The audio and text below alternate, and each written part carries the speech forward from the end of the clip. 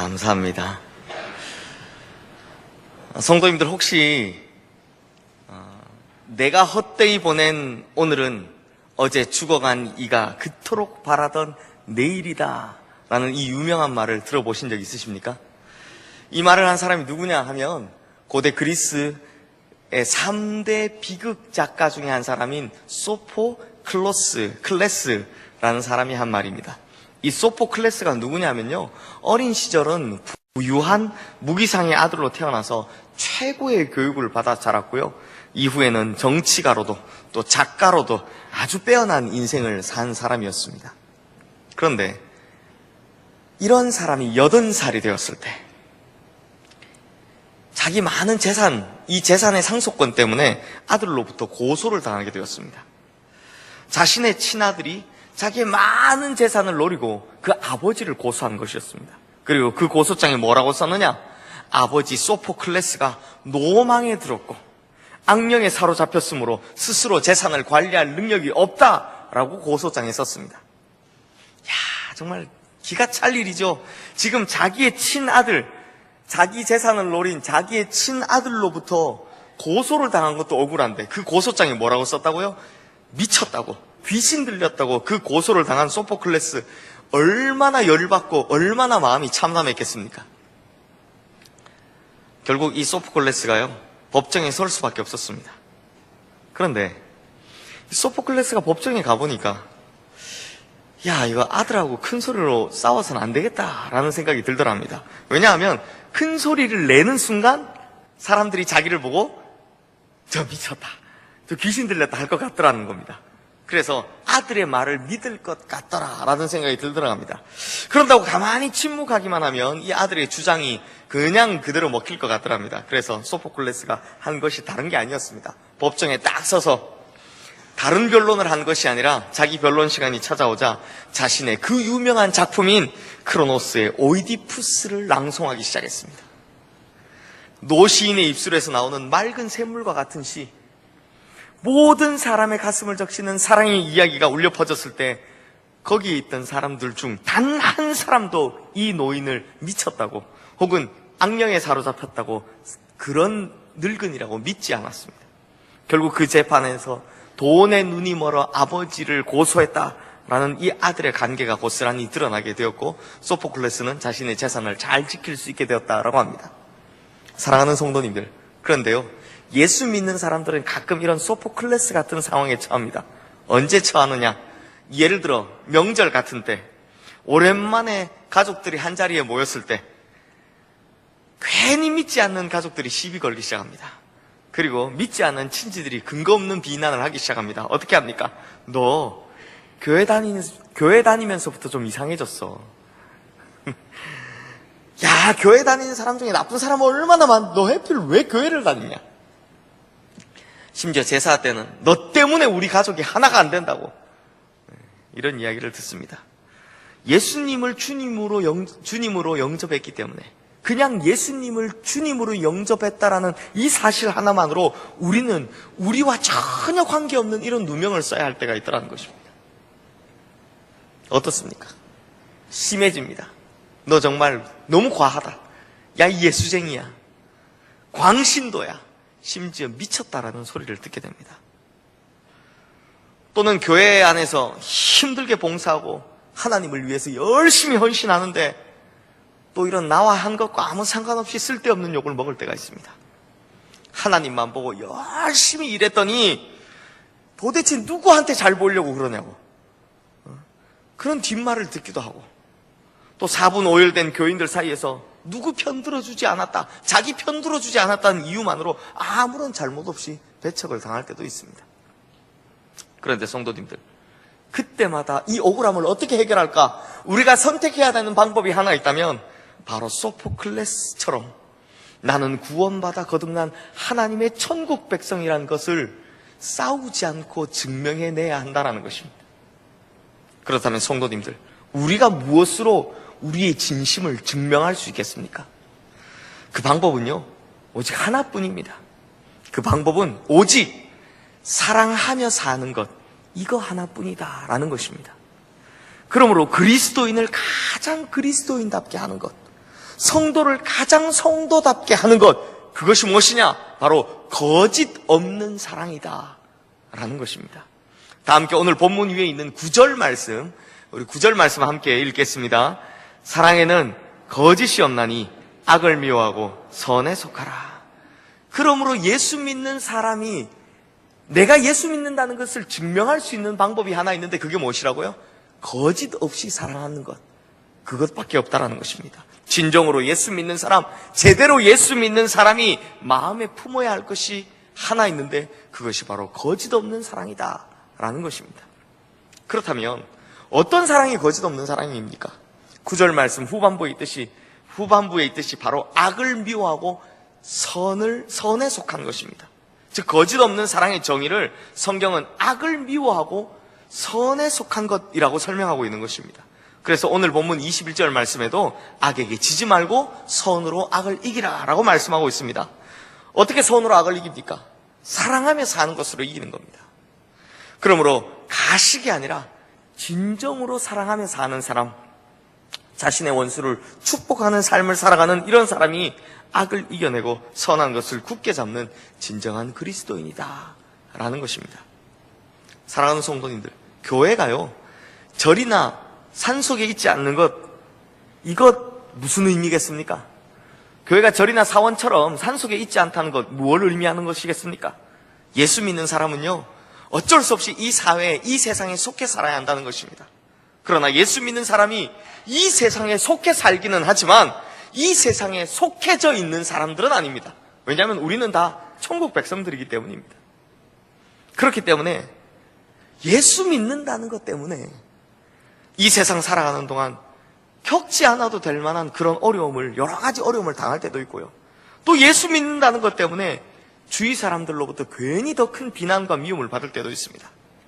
또 말하는 것, 먹는 것, 마시는 것, 또 입는 것, 예수 안 믿었으면 그냥 내 마음대로 꺼리낌 없이 했을 텐데 예수 믿는다는 것, 이거 하나 때문에 먹는 것도 주의해야 되고 마시는 것도 함부로 못 마시고 입는 것도 조심해야 되는 복잡한 일들이 많아지더라는 것입니다. 이렇듯 예수 믿는다는 것 때문에 어려움을 겪어야 되고 때로는 박해를 당하고 또 때로는 고난을 당하고 또 남들보다 훨씬 더 도덕적인 가치로 살아야 욕을 먹지 않는다는 것, 이것은 사실 기독교의 역사에서 다 증명해주고 있는 것이라는 것이죠. 그럼에도 불구하고 예수 믿는 그리스도인들은 바로 이 세상 속에서 살아가기 때문에 주변의 사람들, 이웃과의 관계들과의 그 관계를 떠나서 살아갈 수 없다는 것입니다. 다시 말씀드리지만 우리는 산속이나 절간에 숨어 사는 사람들이 아니기 때문입니다. 그래서 오늘 본문에서 사도 바울은 바로 이러한 그리스도인들에게, 이 세상을 살아가는 그리스도인들에게 어떻게 이 사회 속에서, 이 세상 속에서 구체적인 사랑을 실천하며 살아갈 수 있을까, 이것에 관해서 이야기하고 있다는 것입니다. 그러니까 지금 사도 바울은 지혜에 관해 이야기하고 있습니다. 현실 속에서, 이 세상 속에서, 또 교회 안에서 예수 믿는 사람답게 잘 살아갈 수 있는 그리스도의 참된 지혜에 관해 이야기하고 있다는 것입니다. 그렇다면 사도 바울이 말하고 있는 그리스도인이 이 세상을 잘 살아갈 그 지혜가 무엇이겠습니까? 바로 오늘 본문 14절 말씀입니다. 우리 함께 읽겠습니다. 너희를 박해하는 자를 축복하라. 축복하고 저주하지 말라. 사도 바울이 이렇게 이야기합니다. 세상 살아갈 때 예수 믿는 사람은 나를 그토록 괴롭히는 그 사람 축복해 주라고, 절대로 저주하지 말고 축복해 주라고 이야기합니다. 그런데요, 이 말씀을 보면 머릿속으로는 그렇구나, 그렇게 해야지 라고 생각이 되지만 마음속은 답답해집니다. 안 그렇습니까? 대체 이걸 어떻게 할 수 있단 말인가, 이런 생각이 들더라는 겁니다. 아니, 하나님, 어떻게 나를 괴롭히는 사람을 향해, 그 미운 저 사람을 향해 내가 축복을 해주라는 말입니까? 아니, 그냥 저주나 하지 말라고 하면 내가 입이나 다물고 가만히는 있겠는데, 그건 한번 해볼 수 있겠는데 어떻게 축복까지 해주라, 그렇게 말씀하실 수 있습니까? 하는 이런 생각이 듭니다. 그러므로 이것이 분명히 쉬운 일은 아닙니다. 나에게 험하게 대하는 그 사람을 향해서 저주하지 말고 축복하는 것, 우리 성도님들 쉬우십니까? 표정들이 전혀 성도님들 쉬우십니까? 저는 어렵더라고요. 예, 지금 우리 성도님들 표정이 목사님만 어렵지 우린 다 한다 이런 표정입니다. 예, 다 같이 어려울 줄로 믿습니다. 저도 경험한 바이지만 진짜 이렇게 해보려고 하면요, 마음속에서 어떤 생각이 듭니까? 내가 누구 때문에 지금 이런 일을 당했는데 하며 억울한 울분의 눈물이 쏟아지기도 하고, 또 이렇게까지 하라고 하시는 하나님 정말 원망스럽기도 하고, 또 답답한 마음에 이 가슴을 하도 두드려서 이 멍이 시커멓게 들기까지 하더라는 겁니다. 그러나 성도님들, 우리가 이렇게까지라도 해서 그 사람, 바로 나를 박해하고 나를 저주하는, 나를 미워하는, 나를 힘들게 하는 그 사람을 축복하지 않을 수 없는 이유가 있습니다. 반드시 축복해야 되는 이유가 있다는 겁니다. 그것이 무엇이냐? 그 첫 번째 이유는 바로 우리 예수님께서 그렇게 하셨기 때문입니다. 예수님께서 십자가에서 자기를 못 받고 있는 그 원수들을 향해서 뭐라 말씀하셨습니까? 뭐라 기도하셨습니까? 아버지요, 저들을 사하여 주옵소서, 자기들이 하는 것을 알지 못함이니이다 라고 그들을 위해 기도해 주셨습니다. 그들을 용서해 달라고 기도해 주셨다는 겁니다. 이 모습을 본받아 그대로 따라하는 사람이 있습니다. 누군지 혹시 아십니까? 바로 스데반입니다. 스데반이 돌에 맞아 죽어가면서 자기에게 돌 던지는 그 사람을 향해 뭐라 기도합니까? 주여, 이 죄를 그들에게 돌리지 마옵소서 라고 기도하더라는 겁니다. 사랑하는 성도님들, 우리가 누구의 은혜로 구원을 받았습니까? 바로 예수님의 은혜로 구원을 받았습니다. 예수님께서 나에게 어떻게 대하셨습니까? 예수님께서 나를 저주하시거나 분노로 대하지 아니하시고 오직 은혜와 축복을 부어주셨기 때문에 내가 이 자리에 구원받아 앉아있다는 것입니다. 그러므로 예수님 때문에, 그 예수님께서 보여주신 그 사랑 때문에 구원을 얻은 우리라면, 우리도 예수님 닮아갔던 스데반처럼 당연히 우리를 박해하고 저주하는 그들을 위해 용서하고 축복할 수밖에 없다라는 것입니다. 또한 우리가 우리를 박해하는 자들을 위해서 축복해 줄 수밖에 없는 두 번째 이유는 그들도 구원받아야 할 사람들, 하나님의 사랑을 받아야 할 불쌍한 영혼들이기 때문에 그렇습니다. 역사를 보면요, 아주 열렬하게 기독교를 박해하고 또 예수 믿는 사람을 철저히 멸시하던 사람들이 나중에 아주 열심히 있는 그리스도인이 된 경우들을 볼 수 있습니다. 대표적인 경우 누가 있습니까? 바로 사도 바울이 그렇습니다. 성도님들, 제가 이전에 보는 대로 합니다라는 설교를 한 적이 있는데요, 그때 말씀드렸는데, 사도 바울이 되기 이전에 사울이라는 청년이 성경에서 제일 처음 나오는 장면이 어딘지 아십니까? 기억하십니까? 바로 스데반의 순교 장면이었습니다. 그래서 제가 설교할 때 사도 바울은 청년 때 자신이 처음 본 예수 믿는 사람이 스데반이었기 때문에, 야, 예수 믿는 사람은 저 정도는 믿어야 되는구나, 저렇게 목숨 걸고 믿어야 되는구나 하는 기준이 되어 주었다고. 그래서 사도 바울도 그 스데반의 모양대로 자기 생명을 아끼지 않고 복음을 전했다라는 이 말씀을 전하면서 다음 세대 이야기를 했습니다. 다음 세대들도 지금 우리 기성세대 성도님들이 보여주는 모습, 부모님이 보여주는 그 모습 그대로 신앙생활을 하게 될 것입니다 라는 설교를 한 적이 있습니다. 그때 제가 이 스데반의 순교 장면에 청년 사울이 처음 나온다는 이야기를 했죠. 성도님들, 성 어거스틴이요, 바로 스데반이 순교할 때 청년 사울이 등장하는 이 장면을 두고 이렇게 이야기를 합니다. 교회는 스데반의 기도로 바울을 얻었습니다. 심지어 이 말을 한 이 어거스틴조차도 그의 어머니였던 모니카의 기도로 회심한 사람입니다. 그러므로 성도님들, 우리가 눈물 흘려 기도해주는 그 사람, 우리가 정말 눈물을 흘리며 주님께로 돌아왔으면 좋겠다고 축복하고 있는 그 사람이 지금은 우리를 괴롭히고 예수 믿는 사람을 싫어하고 박해하는 사람일지 모르겠지만, 그가 바울처럼 또 어거스틴처럼 주님께 돌아오느라 이렇게 변화되지 못하리라는 그런 법은 없다라는 것입니다. 그러니 우리는 끝까지 포기하지 말고 나를 박해하고 나를 저주하고 나를 힘들게 하는 그 사람을 위해 끝까지 기도해 주어야 한다는 것입니다. 그러면 지금은 비록 가능성이 작게 보일지 모르겠지만 그 언젠가는 사도 바울 같은, 성 어거스틴 같은 놀라운 변화가 그에게 일어날 것임을 믿으시기 바랍니다. 또한 우리가 박해자들을 위해서 기도할 수밖에 없는 세 번째 이유는 우리를 괴롭히는 사람들이 모두 다 우리에 가까운 사람들, 이웃들이기 때문에 그렇습니다. 성도님들의 신앙생활하기 참 힘들게 만드는 사람들 있잖아요. 있으시죠? 내가 교회 오기 참 힘들게 만드는 사람들 있으시죠? 이렇게 우리 성도님들의 마음을 상하게 하고 괴롭게 하는 사람들, 신앙생활하기 어렵게 하는 사람들 대부분 어디 있습니까? 가까이 있습니까? 먼 곳에 있습니까? 이렇게 흔쾌히 이야기하시더니 가까이 있습니다. 제가 이 예를 위해서 제가 다른 예를 하나 들어보겠습니다.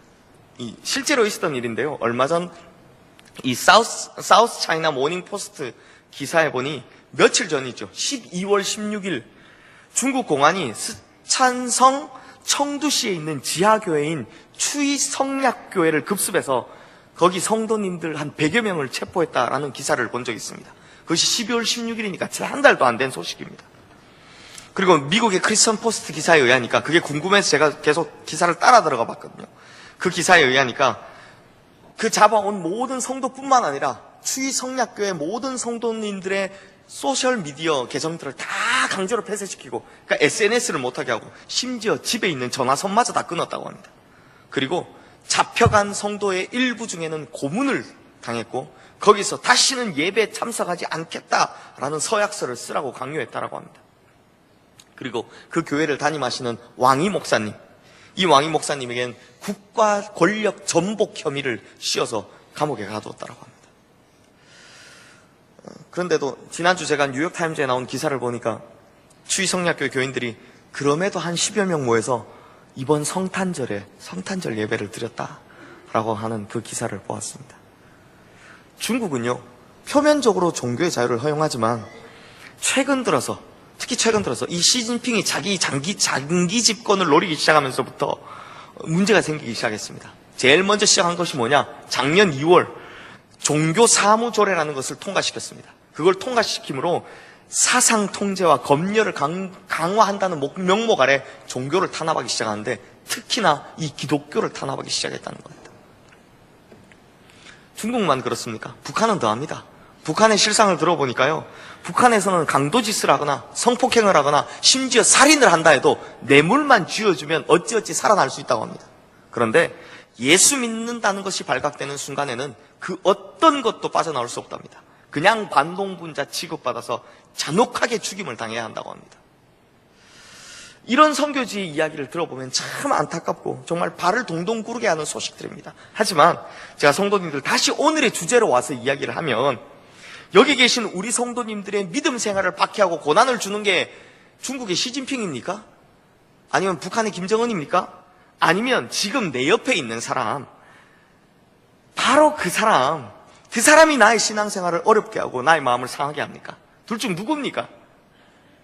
당연히 내 옆에 있는 사람이 나를 힘들게 합니다. 요즘 세상에 멀리 있는 사람이 우리 신앙생활을 박해한다는 것, 그건 불가능한 일입니다. 그런데 가까운 곳을 돌아보면 어떻습니까? 한 이불 아래 사는 내 남편, 내 아내, 혹은 한 지붕 아래 사는 부모님과 형제들, 그리고 매일 만나는 친구들, 또 회사 동료들, 그리고 같은 교회 다니는 같은 교회 성도님들, 이런 사람들이 우리의 신앙을 힘들게 하고 박해할 확률들이 훨씬 더 높더라는 것입니다. 그러니 우리가 이들에게 어떻게 대해야 됩니까? 마땅히 축복해 줘야 되지 않겠습니까? 성도님들 속상하게 한다고 부모님이나 혹시 남편이나 아내를 막 저주하시겠습니까? 이러면 저주하시겠습니까? 아니면 내 마음 상하게 한다고 내 자녀, 내 자식들한테 욕하고 그 자식을 저 평생 안 되라 이러고 저주하시겠습니까? 그런 사람 없습니다. 그런 사람이 세상에 어디 있습니까? 그렇다면 마찬가지로 내 마음을 상하게 한다고 같은 교회 다니는 성도를 욕하고 저주하면 안 된다는 겁니다. 내 마음 상하게 한다고 내 동료와 친구를 저주하고 욕하면 안 된다는 겁니다. 그러기에 오늘 보면 17절 18절 말씀은 우리에게 이렇게 권면합니다. 우리 함께 읽겠습니다. 아무에게도 악을 악으로 갚지 말고 모든 사람 앞에서 선한 일을 도모하라. 할 수 있거든 너희로서는 모든 사람과 더불어 화목하라. 이 구절을 한마디로 정의 내리면 그리스도인은 이 세상에서 평화를 만드는 사람들이어야 한다라는 겁니다. 그리스도인은 화목을 만드는 사람들이어야 한다라는 것입니다. 즉 예수 믿는 사람은 피스메이커가 되어야 한다라는 겁니다. 그래서 마태복음 5장 9절 말씀에서도 예수님께서 이렇게 말씀하십니다. 화평하게 하는 자는 복이 있나니 그들이 하나님의 아들이라 일컬음을 받을 것이며, 즉 하나님의 아들이라, 하나님의 자녀라 일컬음을 받는 사람들의 특징이 뭡니까? 화평하게 하는 자, 피스메이커들이다 라는 것입니다. 내가 피스메이커인 것이, 바로 평화를 만드는 사람인 것이 내가 하나님의 자녀라는 증거가 된다라는 것입니다. 사랑하는 성도님들, 인간의 삶은요, 심는 대로 거두는 법이고 주는 대로 받는 법입니다. 어떻다고요? 심는 대로 거두고 주는 대로 받는 법입니다. 그러므로 악을 악으로 갚으면 돌아오는 것이 무엇이겠습니까? 더 큰 악입니다. 많은 분들이 성경을 처음 접할 때 잘 이해가 되지 않는다고 하면서 저한테 와서 묻는 것들 중에 첫 손에 꼽는 것이 무엇이냐? 그 중에 하나가 바로 동해보복법입니다. 동해보복법, 이게 뭐냐? 같은 해를 입으면 같은 곳에 갚으라는 겁니다. 성경식으로 표현하면 눈에는 눈, 이에는 이가 되는 것이죠. 그런데요, 이것이요, 사실 수천 년 전에는 상당히 진보된 법이었습니다. 왜 그렇습니까? 성도님들, 만약에 우리 성도님들 어린 시절에 누군가가 우리 성도님들을 괴롭히면 눈을 하나 뽑았다고 칩시다. 주여 나오죠? 눈을 하나 뽑았다고 칩시다. 제가 이 눈 한자가 없는 것을 가지고 평생 이를 갈며 힘을 길렀습니다. 그러다 나중에 진짜 복수할 날이 와서 그 사람을 제 앞에 무릎 꿇렸습니다. 그러면 그때 우리 성도님들이시라면 내 평생의 원수였던, 내 눈 하나 뽑았던 이 철천지 원수, 이 철천지 원수의 눈을 몇 개 뽑으시겠습니까? 몇 개 뽑으시겠습니까? 하나요? 두 개요? 아니죠. 지금까지 이를 바득바득 갈고 온 세월을 기억하며 눈을 뽑는 것은 고사하고 그 사람의 생명까지도 잔인하게 취할 겁니다. 그게 사람입니다. 그러니 악을 악으로 갚으면 돌아오는 것은 뭐라고요? 더 큰 악이 돌아온다는 겁니다. 그렇다면 반대로 악을 선으로 갚으면 돌아오는 것이 무엇이겠습니까? 그러면 더 큰 선이 돌아오게 되더라 라는 것입니다. 그래서 예수님께서 마태복음 5장 38절에서 42절 말씀, 이 산상수훈에서 이렇게 가르쳐 주셨습니다. 또 눈은 눈으로 이는 이로 갚으라 하였다는 것을 너희가 들었으나 나는 너희에게 이르노니 악한 자를 대적하지 말라. 누구든지 내 오른뺨을 치거든 왼편도 돌려대고 또 너를 고발하여 속옷을 가지고자 하는 자에게 겉옷까지도 가지게 하며 또 누구든지 너로 억지로 오리를 가게 하거든 그 사람과 십리를 동행하고 네게 구하는 자에게 주며 네게 꾸고자 하는 자에게 거절하지 말라. 성도님들, 이렇게 보면요, 인간의 삶은 메아리와 같습니다. 메아리와 비슷합니다. 제가 얼마 전 수요 예배 때 인생은 메아리와 같다라고 하면서 이런 예를 들었는데요, 한 어머니가 자신의 어린 아들을 데리고 이 산으로 놀러를 갔습니다. 산꼭대기에 올라서자 아이가 신이 났는지 기분이 좋아서 손을 탁 입에 모으고 뭐라고 하겠습니까? 야호라고 외쳤습니다. 그러자 무슨 소리가 들리겠습니까? 똑같이 야호라는 소리가 들렸습니다. 그런데 이 아이가요, 메아리를 처음 경험해봐서 그런지 자기를 따라하는 소리가 괜히 자기를 놀리는 소리 같아서 기분이 나빠졌습니다. 그래서 이 아이가 따라하지 마! 라고 소리를 외쳤습니다. 그랬더니 무슨 소리가 자기 귀에 들립니까? 똑같이 따라하지 마! 라는 소리가 들리더라는 겁니다. 이 아이가 화가 나기 시작했습니다. 그래서 이번에는 죽여버린다! 라고 소리를 버럭 질렀습니다. 그랬더니 이번에 또 무슨 소리가 들리겠습니까? 죽여버린다! 근데 메아리가 한 번만 들립니까? 죽여버린다. 이 아이가 그만 덜컥 겁이 났습니다.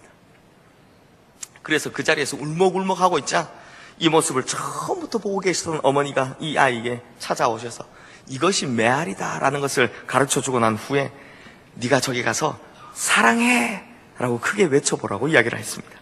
그러자 아이가 다시 벼랑 쪽에 가서 입에 손을 탁 대고 사랑해 라고 외쳤습니다. 그랬더니 메아리가 이번에는 무슨 소리로 대답할까요? 사랑해, 사랑해, 사랑해. 이 소리를 들은 아이가 기분이 막 좋아졌습니다. 그래서 한 번 더 외칩니다. 축복해! 축복해, 축복해, 축복해. 왜? 우리 성도님들은 안 하시죠?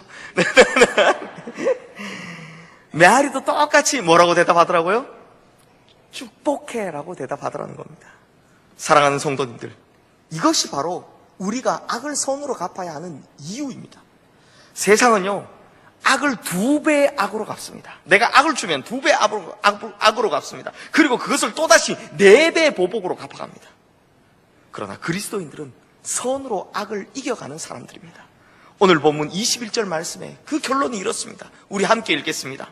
악에게 지지 말고 선으로 악을 이기라. 결국 그리스도인들이 이 세상을 사는 가장 올바른 삶의 모습은, 가장 지혜로운 삶의 모습은 악은 선으로 갚아주고 악을 선으로 돌려주어 선으로 악을 이기는 그런 삶을 살아갈 때 그리스도인들이 가장 지혜롭고 가장 올바른 삶의 모습이다라는 것입니다. 사랑하는 성도님들, 복수는 육체를 깨트릴 수 있지만 사랑은 마음을 깨트린다라는 말이 있습니다.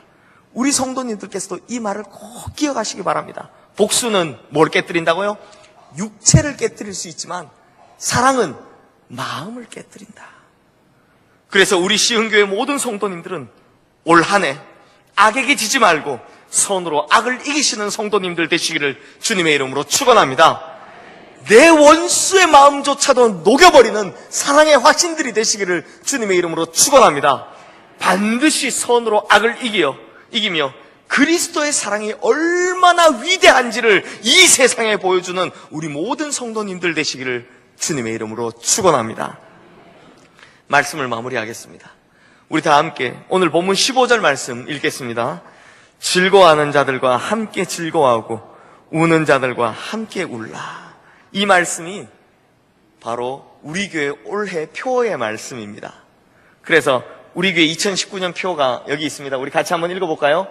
함께 웃고 함께 우는 교회. 저도 모태신앙으로 오랫동안 교회에서 자랐고 또 뿐만 아니라 목회자로 16년 동안 목회를 하며 또 6개 교회 이상을 사역을 하면서 보고 느낀 바가 참 많은데요.